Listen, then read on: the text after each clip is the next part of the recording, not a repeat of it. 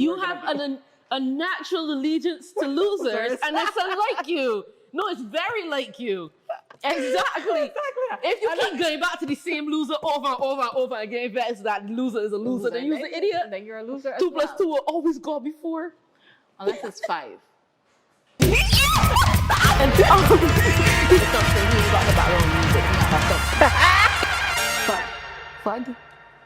Fun. Hot takes, Fun conversations. and competitive games. Welcome to Two Peas in a Pod cast On 99.3 FM. with Melissa And Courtney.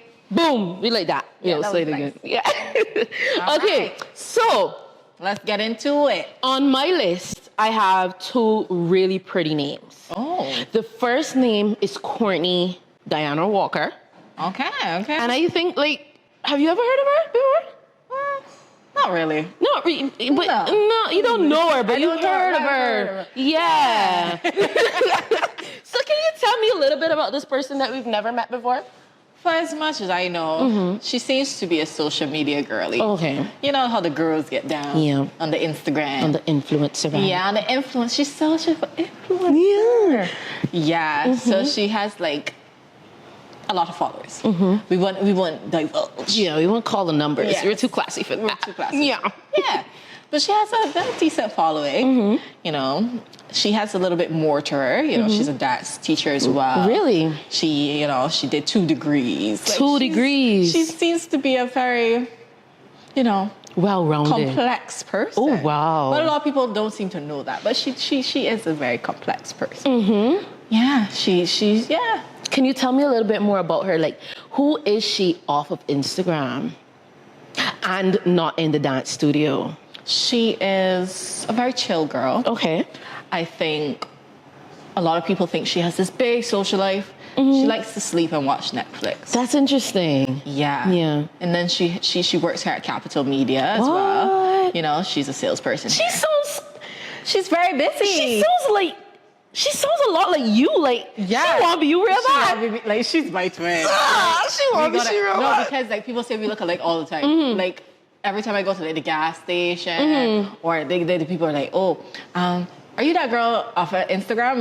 No, but I get told a lot that I look like her. But what I've learned is pretty privilege is a real thing because she gets through a lot. She gets through. Yeah. So sometimes I just say, "Yeah, I'm her." Oh, fear. You ever get pulled over by the police and the police? No. Oh, no, we don't do No. illegal.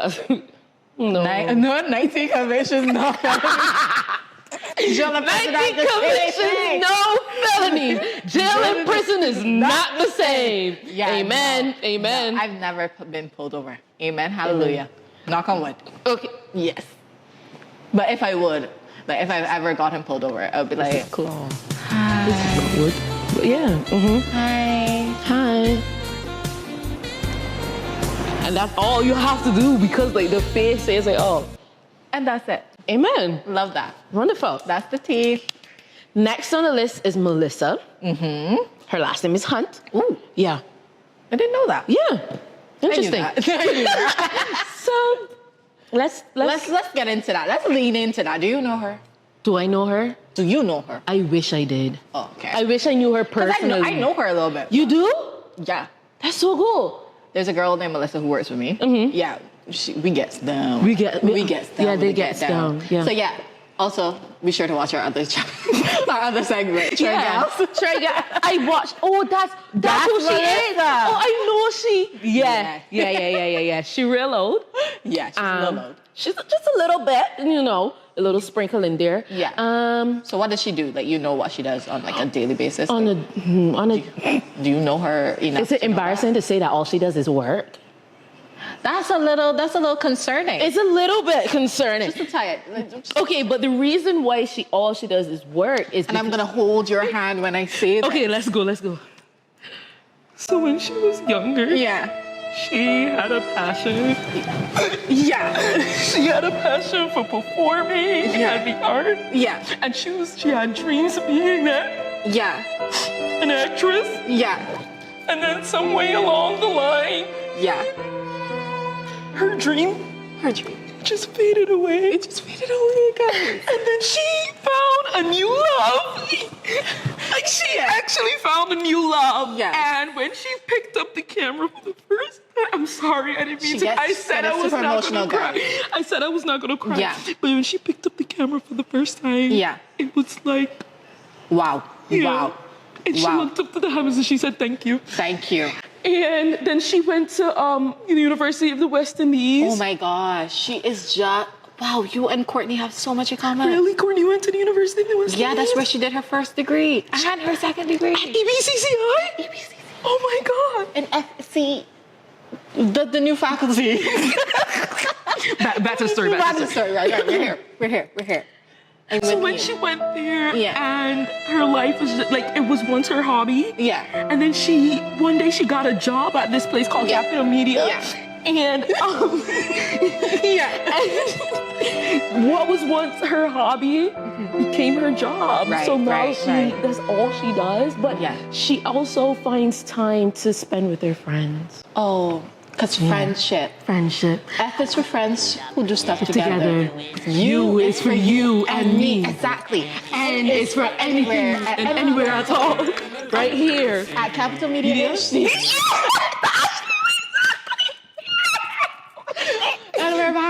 And we're back. So basically, but more about her. She loved quality time. Is really important to her. Okay. So she spends time with her friends when she can. Yeah. And her favorite thing is listening to Nicki Minaj. As she should, because she's a bar. Pull up in a monster with a bed who came from. Amen. And basically she is a very effervescent energy, and she just loves to laugh and have fun with her friends. I love that. Yeah. That's yeah, nice. That's cute. Yeah. Yeah, I'm feeling the vibes. Yeah. The vibes are vibing. Okay. So let's get into it. Yeah, guys. So as you can see, this is our pilot episode for 2 Peas in a Pod. Exactly. And why did we decide to do this, Courtney? Because we have chemistry. Basically, I think it's just a fun little thing for us to do, for you guys to just come and get entertainment at the end of the day. It's just for fun. We have this app that's going to select the word of the week. We're going to get the definition of the word, and through our conversation throughout the podcast, we got to find ways to slide in the word. Oh my God. So we can skip this word here. I don't even know how to pronounce that. The word for today is FUD. FUD. Definition. Fear. Anxiety-inducing things. It also says doubt, uncertainty. I've experienced a lot of FUD in my life. I know a lot of things could be fudding. Yeah, and fudding ridiculous, Fudding ridiculous is crazy. But yeah. I've been scared as FUD before as well. That is her saying she's scared of fear. Count how many times you hear the word FUD throughout this. Like we can literally try to just put FUD in every sentence casually. FUDfully. That makes sense. So moving on. We're going into the stuffs now. What does your TikTok page look like? Mine is Beer Cat Williams. Scroll after scroll after scroll after scroll is Cat Williams. Okay, well, mine is about food. So I have a lot of Keith Lee, Response in Toronto. I have this guy who does this see this one, and I also have bacon as well. So the guy from I know, looking at you, locks. They're so this interlock or the crochet. Yeah, I'm gonna touch you. I'm gonna touch your little asking. That's fine. Okay. Yeah. So locks is on my For You page as well, because I just started my lock journey. Ooh, congratulations. Welcome to the crew. Yes. Long and natural. How many weeks have I now? 2 weeks? 2, 3 weeks. It's been fun. Fresh. What made you start locks, My sister has locks. But locks is what natural hair is marketed to be. Because everybody thinks natural hair is low maintenance and, you don't got to buy that much products Which is a lie. Because that is a lie. When you got your natural hair cheese on bread, and then the thing is, you think you're going in the hair store to buy something for $20, $30. You left in there with $100 bill. You got literally 3 things, $100 bill. Let's talk about it.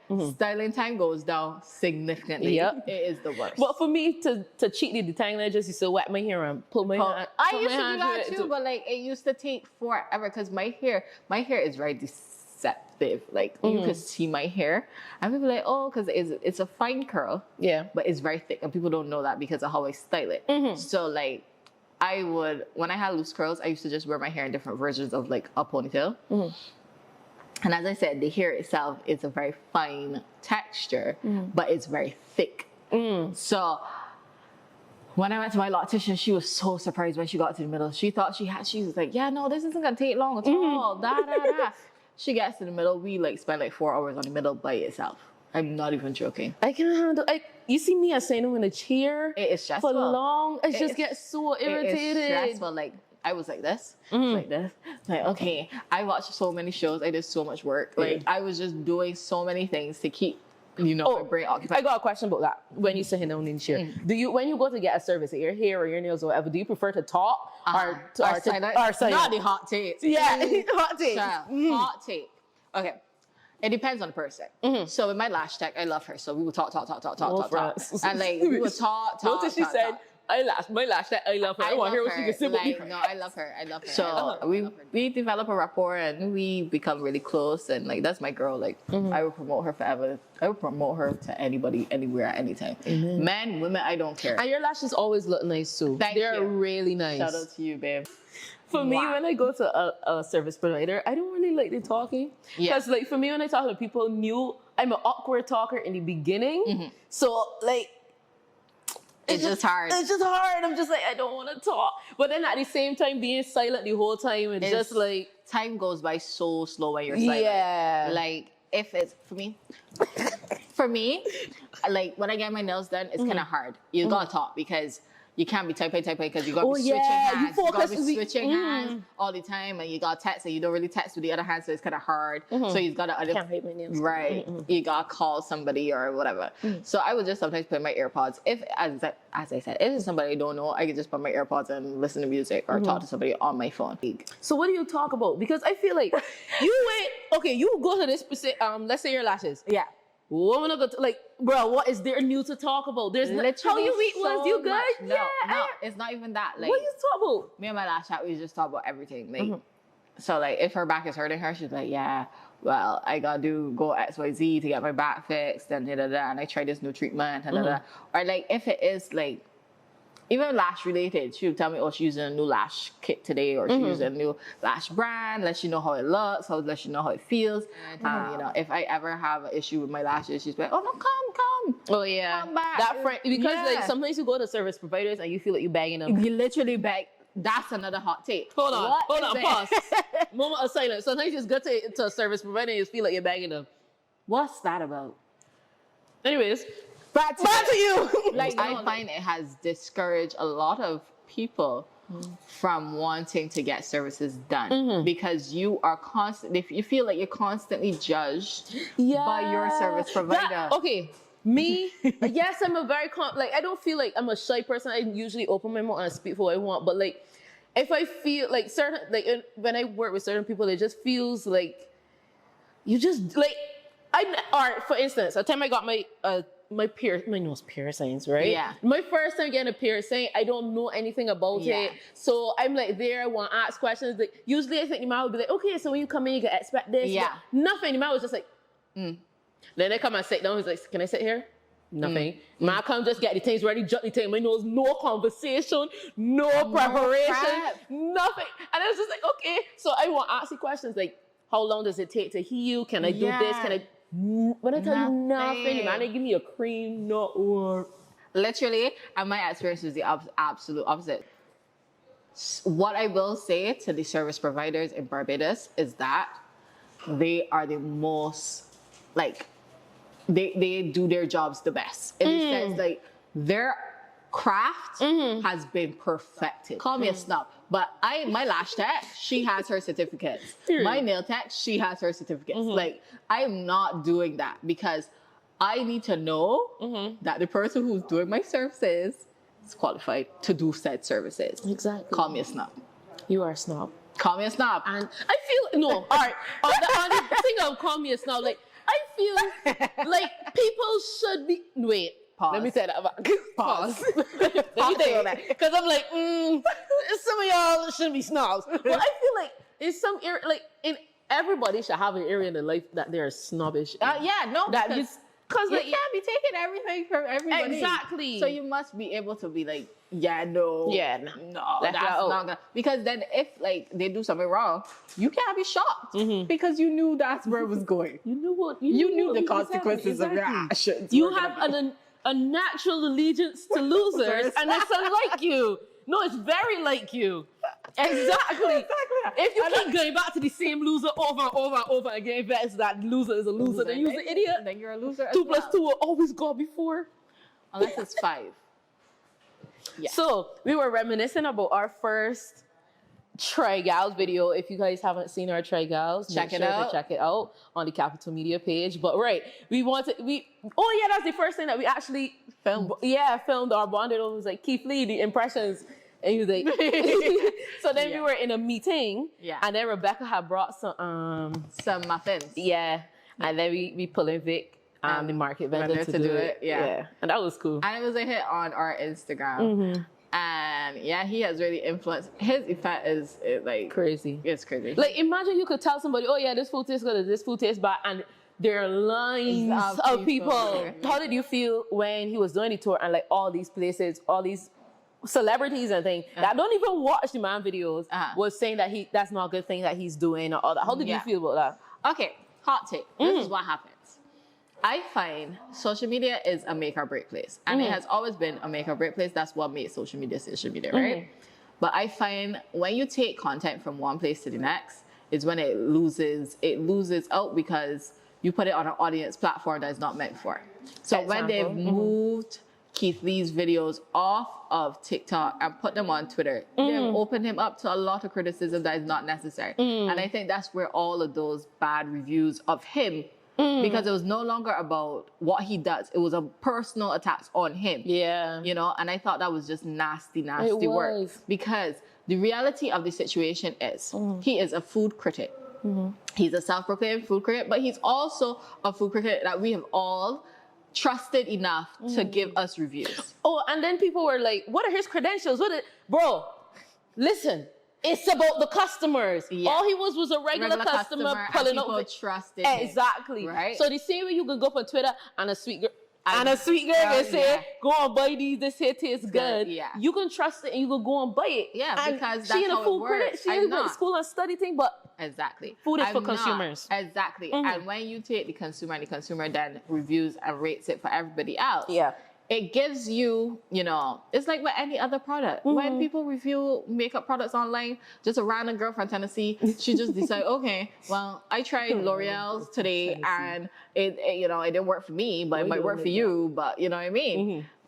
People want to kill this man over his opinion. Yeah. But yes, his opinion holds weight now. No, yeah. But he had to get there. You get what I say? It wasn't always that. And at the end of the day, pause.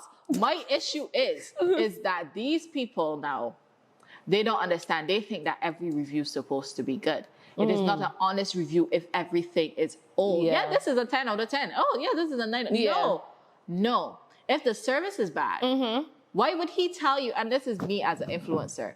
I'm telling y'all, I do not recommend anything to my audience or my followers without trying it myself. I would go to a restaurant 4 weeks in a row if I have to.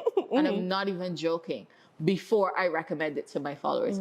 Because I feel there's a personal responsibility I have to my followers. And this is not me saying my followers and my fans. No, but to anybody who takes anything I say under consideration, I owe it to them to make sure that I'm recommending the best product possible, whatever it is. So I got a question then.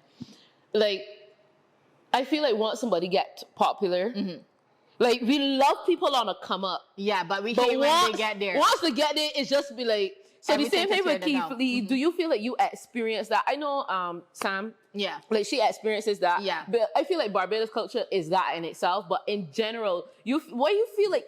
Because as you said, he didn't have the weight all the time. He didn't have the weight behind his name. People loved when he was going up. But as soon as you got weight behind it, why do you think that is? Aside from all haters, why do you think that people? I think that it's just is a tale as old as time. Like people like you once you're doing fine. but never better than them, right? So once we are all, as human beings, we are built to humble.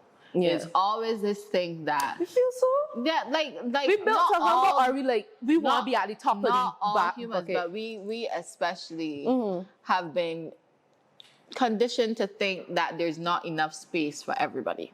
So once somebody now comes and they're doing well and they're doing more than what you could even imagine, because what happens is when you start doing well, these doors start to open. Yeah. And it's like you have no access to everything that you and everybody else has even- ever dreamed Yeah. about or Yeah, even yeah, yeah. haven't even considered. Yeah. And now they aren't getting a piece of that pie. Just you. That is true. Like, to be honest, I find myself, because I agree, I get jealous as well. I don't hide my negative feelings. Yeah. I personally think negative feelings. They make the world go round. Exactly. So I find like, and I had recently I'm trying to like find what is the source of it, because it's not like I dislike the person. Yeah. But then when you realize that it was attainable for them, that means it's attainable for you, me. Yeah. and I don't have it, and I didn't go to pause. get it, which means Is I it didn't put in the attainable work. for you just because it's attainable for them? Let's think about it. How you mean? We don't all start the same place. And I think this is the issue. In Barbados especially, I don't know about other communities, in Barbados especially, we all have this thing that we all start at the same place because we all start here. Right? We're all local, we're all da-da-da. This But could get we interesting. don't all start at the same starting line. And that is the issue. We completely disregard the level of privilege that some people have that we just don't. Yeah. You know what I mean? And even in our small spaces, circle, like we might be from the same school or the same neighborhood, but we still don't have the same we don't starting know line. what you go home to. We don't know who you go home to. We don't know what your at-home resources are. We don't know what your real starting position is. Then, all right, say this then. What do you think then is the dynamic when you know that this person start with less than you? Yeah. Like, Yeah. Sometimes what happens is, right? And I'm I'm not that kind of way. I'm not saying that that's anything wrong. Acknowledge your negative feeling. But me, I have this mentality that everything's going to work out for me. And, you know, my mom does always call me her lucky child because everything does work out for me in one way or another. Everything works in my favor. And that's because I've always had that mentality grow up. Everything's going to work out for me. You know, because what is for me will always be for me. It can't be for nobody else. I feel like that's one of the things that I hear. Yeah. And that you get it, but then you don't feel you don't feel it all the time. Because for me, when I was younger too, I was always very confident. But then when I got older and like heard and got, it's strange because my exposure to more people caused me to be more self-conscious at times. Yeah. Like before I wasn't a very self-conscious person, and then I became self-conscious, then I had to rediscover myself and you know, all of that. But as you said, was a big lesson for a lot of people that we should learn is that was for you will always be. It will literally, even the things, listen, and this is the thing that this, you know, kind of mess with people's brain, is that just because you think it's yours doesn't mean it's going to be, or it's meant for you. Or yours forever. Or it's going to be yours, because people think that, you know, and that's why it's kind of whenever something that I want don't work out for me, I just say, well, it wasn't meant to be mine. I'm starting to get there. I ain't there yet, but no, because like, oh, okay, yes, continue. Because in my head it's like, if it was supposed to be for me, it would not be this hard. It would not take this much, because it would come easily. All right. So something you said earlier just triggered my thought. Like, all right, say for instance, I'm not. I used to get a little snobby like with this. Like, I study acting. Yeah. And then I see somebody that don't know how to act, come and get a job or whatever, and it's just like, oh, this is not fair. Or sometimes, for instance, music. Sometimes, for instance, so all right, Phil, Father Phyllis. Yeah. I don't know his background. Yeah. So let me start there. Yeah. From my assumption, he ain't got no background in music. No. Assumption. Yeah. Good. They got people out there background in music and ain't getting it. And remember that was an uproar. Yeah. But at the end of the day, you couldn't do it. Yeah. Not couldn't, but the universe ain't had that for you. Like for that to be your path. The universe had it for he. Yeah. And that's a weird thing when you realize like you say start watching people, we gonna watch people at the end of the day. We gonna all watch people. But it's the true fact that was for you will always be for you. Thank you so much, Talia. Thanks. We needed that. That's okay. Can't take that out there. They can't. It was in the middle of a sentence. Right, so you have to go. Yeah. Hurry But like for instance, getting this job, I saw it advertising. Didn't even, and then I got a job, and so thinking back about it when I had first started, it was like I knew that I was never the type of person to be in an office, not to diss it.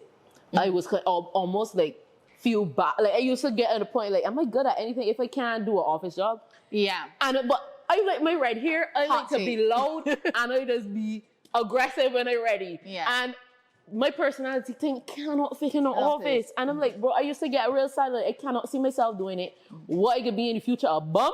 And then I got a job where I get celebrated for being myself. Yeah. And that's the real tea. And I would have never gone after it because I thought it was too. Yeah. It's a radio station. You gonna do it?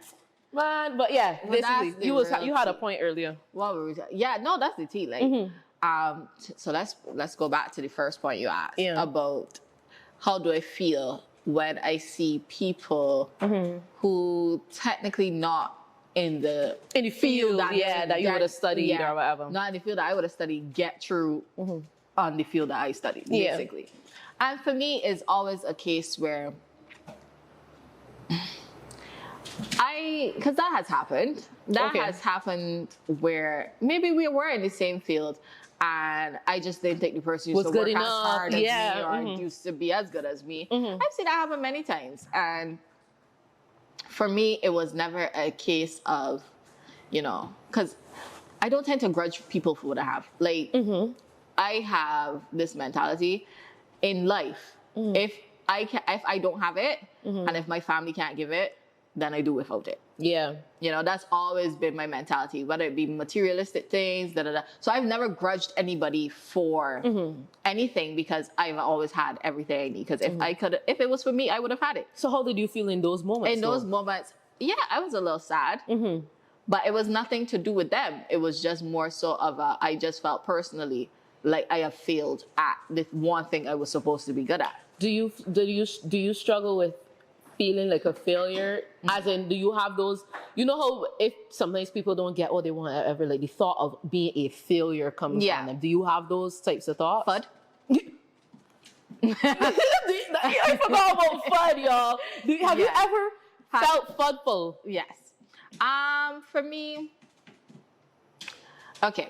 A lot of people don't know this about me, so let's get into the tea. Hold on. Did you very well? Yeah. Let's get into the tea. Yeah. I wasn't always the person I am. Oh my God, really? Yeah, I wasn't always me. Like, really? You see the difference between me and you? I would lean into it.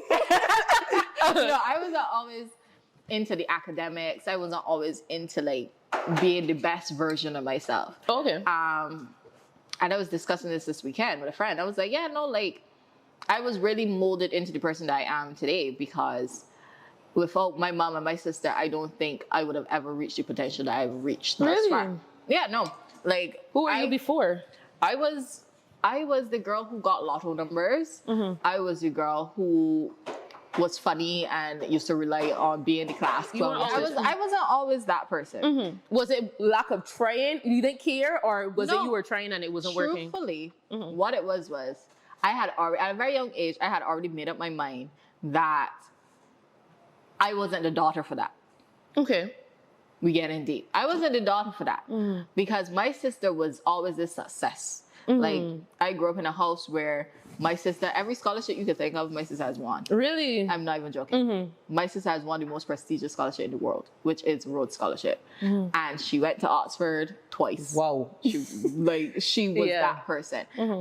Seeing that greatness, when I was young, didn't inspire me to be great. It just made me feel like I don't have failure. Like, I don't have to be that person because my sister's already that person. And quite frankly, I could just be good at extracurricular activities like dance and sports. Because I was good at track. I was good at... Really? I used to do long jump. I was a sprinter. So, like, I was good at those things. I was that person. And then it was only in, like, fifth form, my sister took me into, like, this boot camp. Because I was failing. I was genuinely failing. I was good at what I was good at, which would be the languages and, history and stuff. But other subjects, I was failing. And my sister said, no, you are leaving here with CXCs. And she took me and she put me in a boot camp for like 5 to 6 weeks. Wow. And And every day I had to do work every single day, morning and evening. She would come home from work and check it. Sweet. Grade it, because she was a teacher as well. Okay. So like she all of that she did. And that prepared me to do my CSEs, and I came up with like 7 CSEs or something like that. So like, what was the time span between getting into the boot camp and then CSE? the time span was all in the space of like, I had that realization at the end of 4th form. Really? I went to school must see 10 times in 5th form just so that, you know, the truancy office don't come for my mother in jail. But I went to school like once a week, and all the other days I was at home doing work, busing work from morning to evening with my sister. And that was the moment I grew the most respect for my sister, because I no longer thought I had to be just one thing. That was the moment I was like, I could be an academic, I could do what? But look, I do it. I get my CSCs, I did it. You know, I was no longer the person that just had to be good at dancing. That is so... It's crazy. Yeah, a lot of people don't know that because I don't share a lot about myself. But my sister, that's why I am such a down person when it comes to my sister and my mother. Because I would go to hell and back for my sister. Like, that's my person. So in that time, while you were going through it, were you happy to be going through it? Or were you, like, what did Courtney feel at that time? You see, I'm an instant gratification kind of person. I was saying so this week. I was like, that's my problem. It's just, I need my money and I want it now. Yeah, I'm an instant gratification kind of person. So when I saw the difference in my grades and the difference in, like, you know, when I was getting things correct, and I was you get a little validation. Yeah, I was like, I need that. I was retaining the knowledge, and my sister was like talking to me and stuff, and I was like, I could actually be in on the conversation because I actually knew what she was talking about at any given point. Like, it really opened my mind, and that's when you see, and that's why it's important to know your learning styles. Because my sister went from, I told my sister, because shout out to convent, the best quality of convent is that they really cared about the student in the sense that they used to put us through testing to figure out what is our learning style. I wish I had that. Yeah. With my dyslexia. Yeah. I really wish I had that. No, they did that. It was not as rigorous, but it was more so to find, we had to do all these tests to find out if we're auditory, if we're kinetic. I love that. Yeah, I genuinely wish I had that. Like, it was crazy. So like, I learned from a very, you know, at that age where I needed to know it. You know, if I knew it earlier, it would have made my whole experience a lot better. But I realized it wasn't that I'm so averse to reading. I just don't retain knowledge. Through I can't look. Yeah, I will read it, and plus I'm dyslexic. I say it as a joke, but I am dyslexic. Really, yes, if you watch our Try Gals episode, you can see that in the beginning of the video. We had a little tip about that. Category. Jesus Lord. I dyslexic, guys. Oh yeah, you might be a little bit. Oh, you are? Oh. But like, I thought dyslexia was, you can't read, like the words run about the place. So I would tell people that. Yeah. Older I got, the more I learned that it's a lot more than just, because I can read words. Yeah. But it's a lot about your learning style, the way your brain processes information. So I got older and I realized my notes, I draw lines from, it's just hot mess. You gotta make, but you understand it. And that's exactly. So, for sure. Knowing your learning style would have been so beneficial in school. So beneficial for me. I thought a lot of things people don't know about me, right? Is that you understand? I had a really, I had a childhood / teenagehood that a lot of people don't know of, and a lot of people don't know me, but people who know me would know this. So if you know, you know. If you know, you know. Like, I was privileged enough to not spend my entire life living in Barbados. Oh, really? Yeah. I have been privileged enough to experience that. When I was about 13, I moved to Toronto. Okay. For a year. My family was in university. And that's why I say, like, a lot of people, you see academia. Academia is really provide you with a lot of opportunities, and like university and stuff like that. My mom and my sister, they use academia and university as a stepping stone. So for more opportunities and more like to just open your worldview. Do you think it's necessary for everybody? No. Was that so? When you were younger, your path was. What did you want? When I was younger, I just wanted to be a dancer. So at the end of the day, okay. So yes, in the end, I did fulfill all my dreams because I did become the dancer. I did go to university for dance. I did do all of that. I was pulling on the point. In earlier when you were talking, you were like, oh, well, I could do more than just dance. I could do the academic. What? Yeah. Yeah, and it was like, it's the way it sounded, I thought that dance and those other things were cop-outs. But at the end of the day, those are the things you actually wanted to do. But it's that you were able to, because sometimes what we say, oh, I got that, I can only focus on it. I can't do anything else, I can focus on it. But what you were telling me is that you were able to be both. Everything. Like that's what happened, because grew up in a space where my mom is a philosopher. Oh, she studied philosophy. I remember telling me I was doing philosophy. And so with that, she always had a deeper understanding to life, and knowing life isn't just about these strict rules and all these things. So like when I told my mom, I really don't know what I'm gonna do, but she was like, yeah, but you need to do something. And I was like, okay, well, EBCCI. Because I've done EBCCI summer program. Yeah, me too. Yeah, I did that for many, many years. And so I was like, you know what? Everybody knows me here. I'm just going to go here and I'm going to do that and I'm going to be good at it. And I went there and I did that and I was great at it. I got first class honors. But, but you know, if I had a parent that was like, no, you need to be a doctor, you need to be a lawyer, like I would have screamed.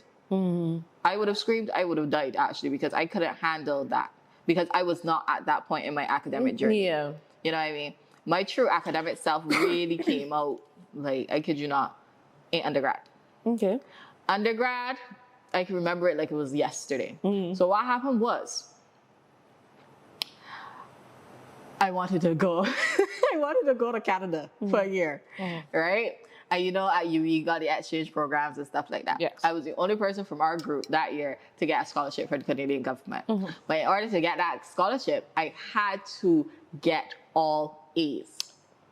I mean, that was the catch. All A's for like 2 semesters. No, please continue. And so I did, because remember, instant gratification and validation is my key driving thing. So yeah, I get 1A, and now 1A turned into 2 because it's like all of a sudden Courtney could get A's. Mind you, I went from lotto numbers in secondary school to all A's. Now I used to tell you that I would have laughed at you when it was every subject. Like I was a horrible child. It was crazy. Like no, it was mad. All A's. And I took my backside to Canada, and I was exceptional. It was an exceptional experience. Let's pause. No, let's give her a clap for that. It really, like, don't people who turn their lives around, like their lives around or stuff like that, they deserve the prop. Yeah, no, it was mad because like I wanted it so bad, you know, and I'm not saying I wasn't the best at my school in Canada at all. I was the farthest from, because I was in a room full of exceptional people who were on dance TV shows and people who went to National Ballet of Canada. Did you feel Did you feel like an imposter in those spaces? I 1000%. But what sold me was my different background. I had a different background. You had a different story. Everybody, like every single one, like you know, and that is what made me me, and that's why my teachers loved me, because I brought that different approach. All the techniques that we learned, I learned some of them. I learned the Caribbean version of them. So you were able to take that and then because I was now in the West. Why would I take that? I could be the best at the West in the West, and I'm from the Caribbean. Miss Westy, it's crazy. Why would I think that? But I took my mentality of, you're a good dancer. You're good at what you do. Like my sister, before I left here, my sister was like, Courtney, you don't need to be the best in the class. Just be the best version of you could be there. And that way you can be good. Like you gonna be fine. Let's repeat that one more time. You don't have to be the best in the class. No. Just be the best version of you. Yeah. That's so nice. And that has stuck with me, because that's just how I am now. Like my mentality with everything I tackle is like, you know, I am trying my best. Yeah. And when I know I've tried my best, and sometimes it don't work out, I just be like, okay. I feel like life opens up the path for you when you stick to you. Because at every point where I try to be somebody else or something else or change, it'll just be a wall or something. The moment you just step into just being yourself, the world, the universe is just so open past her. You down this road. So I was recently talking to somebody who's finding difficulty in finding themselves, and it's so corny to say just be yourself. Yeah, but no, literally. But how do you tell somebody just be themselves when they don't know who they are? This is what happens, right? I would say this. When you take the time, not to sound cringy, but when you take the time to sit with yourself, and I find a lot of people don't sit with themselves. And when I say sit with yourself, I don't say just be alone. I don't mean just like, you know, go in a room and just sit with yourself. No, sit with you. Like find all the things that you make you uncomfortable, all the things that you enjoy, and ask yourself, do I really enjoy these things? Something incongruent. I did a level 1 psychology course, so I puffing up my chest. So in my psychology studies, but it's something incongruence is when you're in whatever you want doesn't match up with your actions. So I find we might be doing things and there's a little piece of me on the inside that just know that this ain't me, but we just ignore it. I feel like that's the first step in finding out who you are. Is like when that little feeling that makes you hesitate to say that or to laugh or to put whatever it is, listen to that a little bit more